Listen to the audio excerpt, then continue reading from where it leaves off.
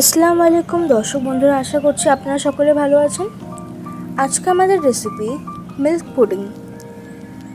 Pudding তো আপনারা অনেকবারই বানিয়েছেন, একবার এইভাবে বানিয়ে খাবেন, দেখবেন কতটা সুস্বাদু হয়।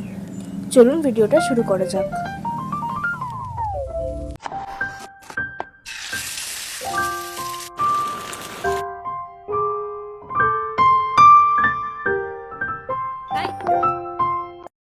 প্রথমেই আমরা একটা চুলায় পাত্র বসিয়ে দেবো এবং দিয়ে দেবো দুধ।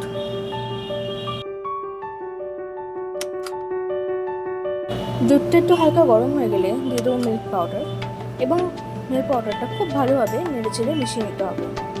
এরপর এক এক করে গরম মশলাগুলো দিয়ে দেবো। প্রথমে দিয়ে দেবো একটা দারচিনিটা আমরা টুকরো টুকরো করে ভেঙে নিয়ে দিয়ে দিয়েছি।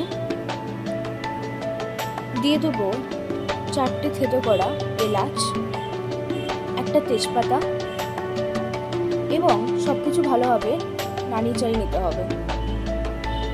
দিয়ে দেবো পরিমাণ মতন চিনি,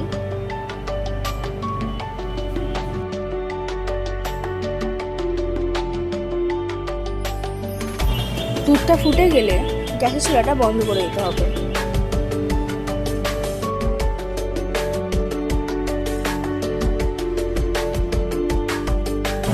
এরপর অন্য একটা পাত্র নিয়ে নিতে হবে এবং ছাঁকের সাহায্যে দুধটা ছেঁকে নিতে হবে।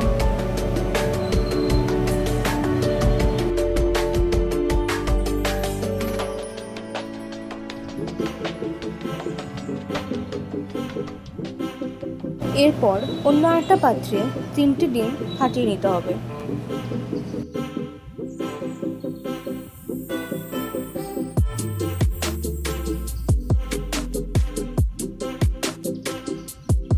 ডিম 3টে ফাটানো হয়ে গেলে দিয়ে দিতে হবে স্বাদ মতো নুন এবং একটা কাঁটা চামচের সাহায্যে ভালোভাবে ফেটিয়ে নিতে হবে। ডিমটা খুব ভালোভাবে ফাটানো হয়ে গেলে দিয়ে দিতে হবে সে ছেঁকে রাখা দুধটা।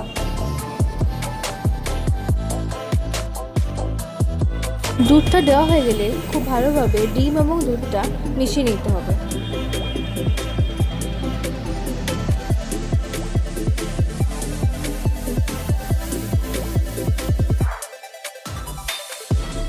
এরপর একটা অন্য পাত্রে সামান্য তেল লাগিয়ে নিতে হবে।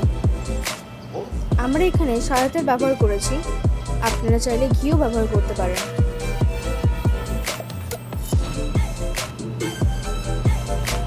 সাদা তেলটা মাখানো হয়ে গেলে ডিম এবং দুধের মিশ্রণটা দিয়ে দিতে হবে।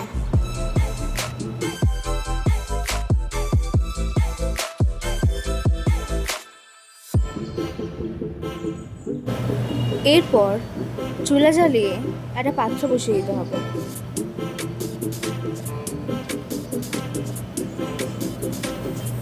পাত্রে দিয়ে দিতে হবে জল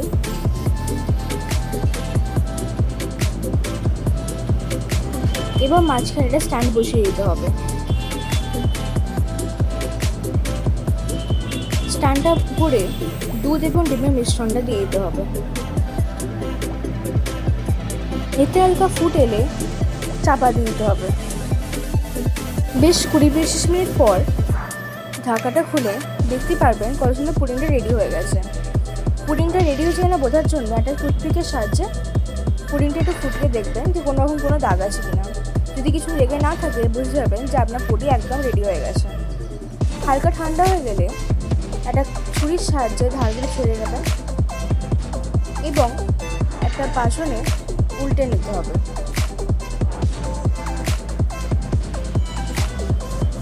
দেখতেই পাচ্ছেন পুডিংটা কত সুন্দর তৈরি হয়ে গেছে। আশা করছি আমার এই রেসিপি আপনাদের পছন্দ হবে। পুডিংটা কি কতটা নরম হয়েছে আপনারা দেখেই বুঝতে পারছেন। ভিডিওটা যদি পছন্দ হয় অবশ্যই লাইক এবং সাবস্ক্রাইব করে দেবেন। আল্লাহ হাফিজ।